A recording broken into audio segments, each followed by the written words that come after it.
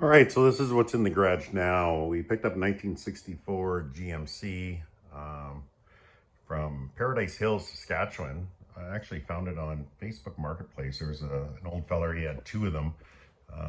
He wanted 1,200 bucks for the pair, I think.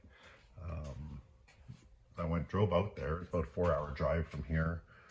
And I got there and I didn't think the second truck was worth it. So I just ended up giving him 700 for the one. Came home, realized, damn it, I need that second truck for parts. So I went back up second truck, even though I do not have room for another truck in here. So what we did is we just ripped off the parts we needed for the build and sold the remains pretty much for what we paid for it. So we ended up taking the box. This was the better of the two boxes.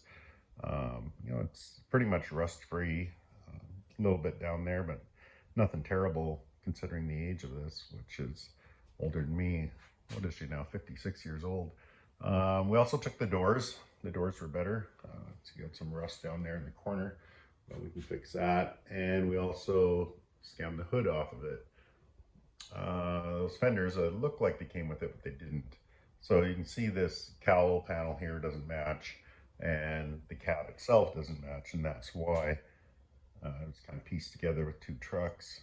I had to pick up some tires and wheels for it. The tires on it wouldn't hold air for more than about 3 minutes. I think it leaked faster than it went in, but it was enough to get it onto the trailer, I guess. The wood back here is shot. You can see through the box floor everywhere. That's gonna happen. Inside, it's complete. It was pretty bad, but I hit it with some SOS and some CLR, cleaned her up quite a bit. It gives us a place to start, so you're not getting filthy every time you touch anything in here. So the seat was okay. Put this nice little duct tape patch. Oh, that needs work. Need a little bit of grease or oil on that hinge, I suppose.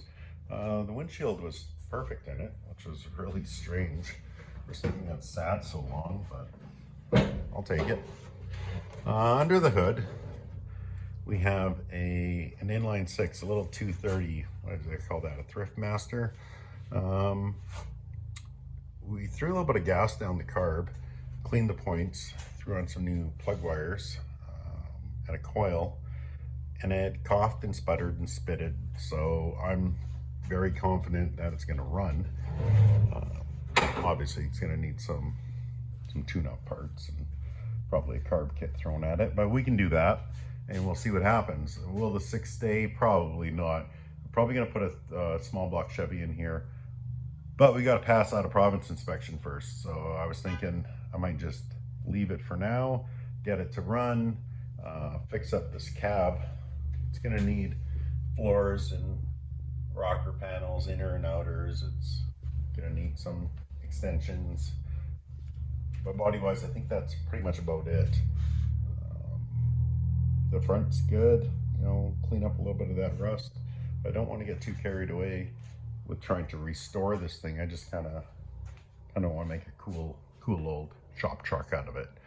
Anyway, that's it. That's our Paradise Hills Patina build, and hopefully you stick around and follow along with us. Hopefully finish this one before we sell it.